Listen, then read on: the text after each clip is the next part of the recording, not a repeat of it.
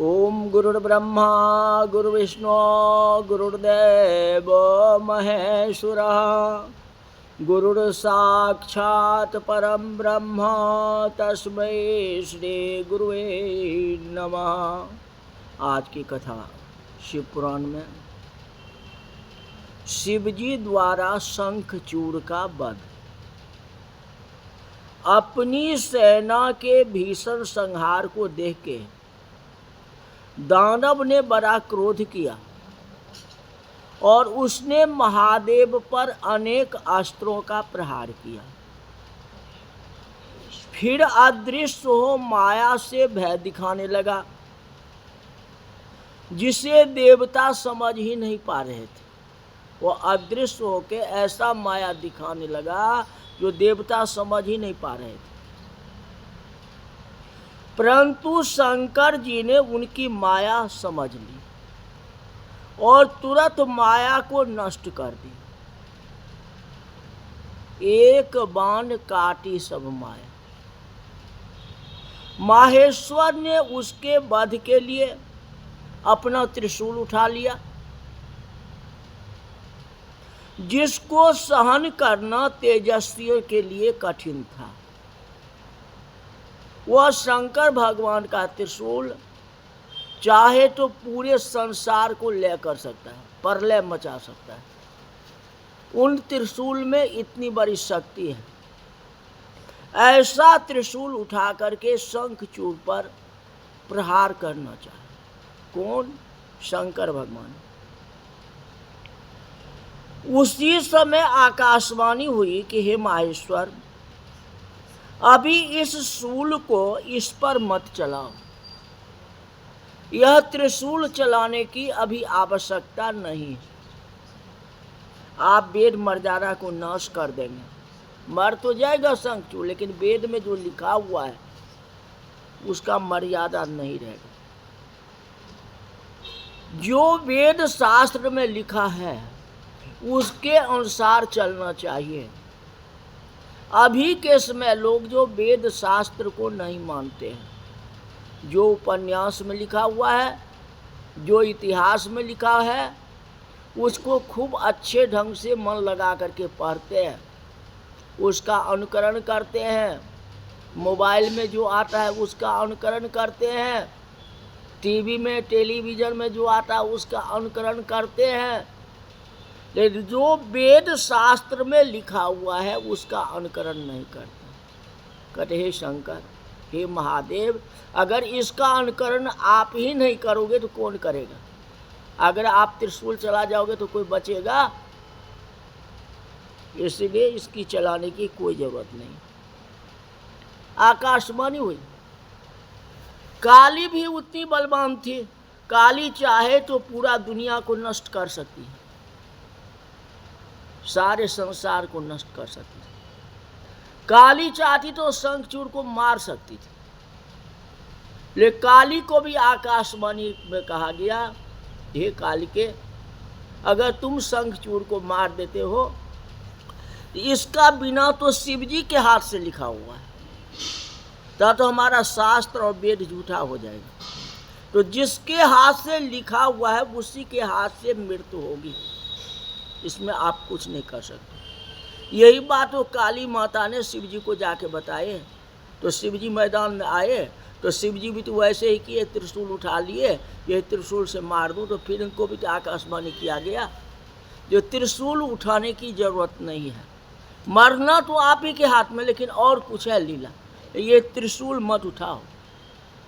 एक के मारने के लिए लाखों देवताओं के नष्ट हो जाए, सारे संसार ही नष्ट हो जाए, तो ऐसा कार्य क्यों करें? ऐसा काम नहीं करना। वही बात आप लोग को ध्यान में रखना है। आप परिवार के पेरेंट्स हो, माता पिता हो, बच्चे आजकल लापरवाही करते हैं, अपनी मर्जी से करते हैं। अब बच्चे के तकलीफ से, बच्चे के बातों पर अब माता पिता जहर खा के मर जाए या फांसी लगा के मर जाए तो किसका परिवार जाएगा? वही माँ बाप का परिवार जाएगा ना। उसके बेटा दुखी होगा, बहू दुख होगी, बेटी दुखी होगी। तो ऐसा काम न करो ना जी एक चलते पूरा परिवार ही समाप्त हो जाए। तो परिवार तो माता पिता के ऊपर ही डिपेंड है जब तक जीवित है। माता पिता कमाई करके नहीं लाएंगे तो बेटा क्या करता है? आजकल का समय है, लाया 50 रुपया, खर्चा किया 100 रुपया, क्या करोगे? तो माता पिता जब तो साथ नहीं देंगे तो कैसे होगा? कहते हे भगवान शंकर, आप अगर एक त्रिशूल से शंखचूड़ को मार दोगे तो इससे सारे देवी देवता नष्ट हो जाएंगे, फायदा क्या हुआ? इसीलिए ऐसा मत करो। कहते जब तक इसके पास विष्णु का कवच है और जब तक पतिव्रता स्त्री है तब तक इसको कोई नहीं मार सकता है, इसकी मृत्यु नहीं हो सकती। जिस तरह से रावण को कहा गया नाभ पीयूष है, जाके विभीषण जी ने बतलाया जी हे भगवान, जब तक रावण के नाभि में पेट में जो है अमृत का वास है, जब तक ही अमृत का वास नष्ट नहीं होगा तो रावण की मृत्यु नहीं होगी। दूसरी बात, इसके हृदय बस जानकी जानकी मम उर्वास, रावण के हृदय में सीता जी का वास है, जानकी जी का वास है। रावण आपसे लड़ाई कर रहा है, युद्ध कर रहा है, वह जानकी जी को स्मरण कर रहा है। जितना बाण चलाता है ना उसमें जानकी जी का नाम लेता है, सीता जी का नाम लेता है। सीता जी को हरण करके ले आया, उससे क्या? वह सीता उसके हृदय में वास करती है। रावण ने कोई गलत नहीं किया है, रावण अपनी मुक्ति के लिए सीता को हरण करके ले आया है। यह भेद न मंदोदरी जानती न संसार जानता है, या तो रावण ही जानता है, सीता जी जानती है, यही बात है। इसी तरह से जो है शंखचूड़ है, अगर आप त्रिशूल उठा लोगे तो सारे संसार ही नष्ट हो जाएंगे। इसलिए इसको कोई और उपाय करो। जब तक विष्णु जी का कवच रहेगा, जब तक इसकी पतिव्रता स्त्री रहेगी, तथा आप त्रिशूल भी चला दोगे ना तो उल्टा हो जाएगा, दूसरा कोई नष्ट हो जाएगा, लेकिन शंखचूड़ को कुछ नहीं होगा, वे नहीं मरेगा, विनाश और देवी देवताओं को हो जाएगा, उल्टा हो जाएगा। इसलिए आप त्रिशूल न चला के ऐसा उपाय करो जिससे विष्णु की कवच हासिल हो जाए और इनके पत्नी तुलसी, उसकी पतिव्रत धर्म नष्ट हो जाए, तब इसका बल है कम हो जाएगा। ऐसा उपाय करो। अब ये क्या कौन कर सकता है? शिव जी के बस में तो ये बात नहीं है। शिव जी शंखचूड़ को मांगने के लिए नहीं जाएंगे कि भैया मैं हार गया, मेरे को तुम कवच दे दो, ये तो नहीं है। या ये तो नहीं कहेंगे कि भैया जाओ तुम अपने पत्नी को समझा दो, वो अपना ध्यान विपरीत कर ले। इसके लिए कोई दूसरा जो है विचार करना होगा, कोई जुगुत निकालना पड़ेगा, तरीका निकालनी पड़ेगी। तो शिव जी ने विष्णु जी के पास आए, शिव जी विष्णु जी के पास आए और उन्होंने वृद्ध ब्राह्मण का भेष बनाया। कौन? विष्णु भगवान। विष्णु को सारी समस्या बताई, शंकर भगवान इसको पतिव्रत धर्म नष्ट करना है या इनसे कवच लेना है, तो कवच कौन ले सकता है? मांग कौन सकता है? छत्री वैश्य बनिया कौन मांग सकता है? कोई नहीं मांग सकता है। मांगने वाला तो ब्राह्मण ही होता है, ब्राह्मण ही आपसे मांग सकता है, दूसरे मांगने वाला नहीं है। इसलिए भगवान विष्णु ने ब्राह्मण का रूप धारण किए, शंखचूड़ के दरबार में गए, कहे मुझे भिक्षा चाहिए। कहते मांगे आपको क्या चाहिए? वह भी तो भक्ति में था। कहा तुम अपना कवच दे दो, जो पहने हुए हो ये कवच दे दो। वहीं विष्णु भगवान दिए थे। अब विष्णु भगवान ही ब्राह्मण का रूप धारण करके मांगने के लिए गए। दयालु था शंखचूड़, शंखचूड़ ने कवच दे दिए। अब उस कवच को पहन करके विष्णु भगवान तुलसी के समीप पहुंचते। विष्णु ने देवताओं के कार्य के लिए, भगवान शिव के कार्य के लिए उसके साथ भक्ति से विहार करते हैं, दोनों एक साथ चलते हैं। तुलसी विष्णु को नहीं पहचान पाती है, क्योंकि शिव जी को अवसर मिला था ना, शिव जी की माया थी ना। उन्होंने विजय नाम का एक शूल उठा के उसी समय शंखचूड़ के ऊपर चला दिया, जिसमें विष्णु भगवान भेष बना करके गए और उनसे जो है कवच मांग लिए और तुलसी से विहार करने लगे। तो तुलसी तो समझती आज हम अपने पति के साथ विहार कर रहा हूँ, अब ध्यान तो उसका दूषित हो गया। हाँ, ध्यान बट गया, अब शंखचूड़ के ऊपर ध्यान तो है नहीं। उसी समय शंकर भगवान ने शंखचूड़ पर बाण चला दिया। अब उसी शूल से उनका संहार हो गया। देवता धुंध भी बजाने लगे, शिव जी के ऊपर फूल की वर्षा हुई, शंखचूड़ श्राप से मुक्त हो गए। उनकी हड्डियों से एक प्रकार के शंख जाति पैदा हुई। शंख जो है उसी का शंख जाति जो है शंखचूड़ ही है। एक शंख जाति उत्पन्न हुई। उन हड्डियों से शंख जाति उत्पन्न हुई, जिसका जल शिवजी पर छोड़ के सभी को चरना कार्य है। शंख का जल जो है शिवजी के ऊपर नहीं चढ़ता। शंख का जल जो है शिवजी के ऊपर नहीं चढ़ते हैं, बाकी सभी देवी देवताओं पर चढ़ते हैं। शंखचूड़ को मुक्ति हो गई, शिवजी के हाथ से संहार हुआ, देवताओं का कार्य हुआ। उन देवताओं के कार्य करने वाले नारायण ने शंकर जी की आज्ञा से ब्राह्मण का वेश धारण करके शंखचूड़ से कवच मांगा और ब्राह्मण का रूप त्याग कर शंखचूड़ का रूप धारण करके वे तुलसी के पास पहुंचे और अपने स्वामी को देख के तुलसी पति के चरणों को धो के प्रणाम की और रोना प्रारंभ कर दी।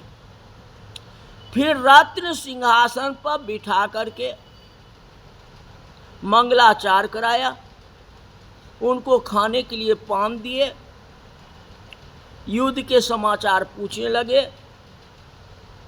तो रमापति ने युद्ध का समाचार कह बताया।